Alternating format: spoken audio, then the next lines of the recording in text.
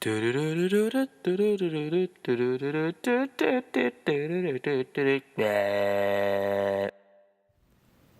I first discovered the swaying tooth in the mirror, I was elated.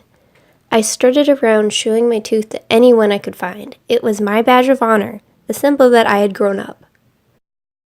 I washed my tooth every day, impatient for it to fall out, so that I could stuff it under my pillow for the tooth fairy to trade me $1. When the day finally arrived, I was brushing my teeth when it suddenly ripped itself free of my mouth, and within a spray of blood, flew straight down the drain, never to be seen again. Not only had I lost my evidence for the tooth fairy, but I'd also painfully come to realize that losing your teeth is no glory-filled experience. It left me with a bleeding mouth, with gums that felt as if I had driven a knife up into them, and a sickening dread that I would have to experience this throughout my entire life. I could care less now if the tooth fairy left me $200. I did not want to go through this again. By 4th grade, I was having even more trouble with my teeth. Every loose tooth I discovered sent a wave of nausea over me. Everyone has to do this, I repeated to myself.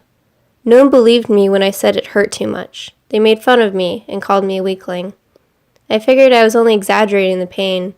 I was convinced that the feeling I was having was all in my head. But as I stood there in the bathroom, holding a blood-soaked tissue in my mouth, took a deep breath, and pulled with all my might on the unrelenting tooth, I just couldn't do it. It hurt too much. I sank to the floor of the bathroom, muffled my face in a towel, and sobbed my eyes out as I was hit over and over again by the anxiety that someone was going to hear me and pull out my tooth instead, oblivious to the amount of pain I was experiencing. I was so scared that someone would force me to go through this agony again that I refused to talk to anyone in case they happened to see my loose tooth.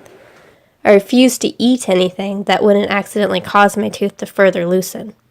I couldn't sleep because I was constantly plagued with nightmares of being forced onto the ground while someone repeatedly pulled out my teeth with their bare hands in the most horrific detail. My fear of teeth was not simply one of finding them gross. It was a fear that subjected me to the state of a sniveling toddler, afraid of any pain. After 3 months of being terrified and sick, my tooth fell while I was sledding. I felt safer without the imminent danger of having my tooth loose, but I had now been left with a crippling fear of teeth. I eventually told people about my paranoia and was able to then after avoid the pain by having the teeth surgically removed while under anesthesia. It seems much more rational to have a fear of clowns or spiders or heights, but I've been gifted with the weirdest of them all, and I must now live with it. My fear has begun dissipating over the years. However, the threat of my mom telling me I have a dentist appointment, or seeing a bloody mouth, or having to listen to a child with a loose tooth talk while subconsciously noticing their loose tooth, these all leave me feeling nauseated and scared. But now at least my reflex for someone mentioning the word teeth isn't to run as fast as I can to protect my own, which I regard as a positive sign.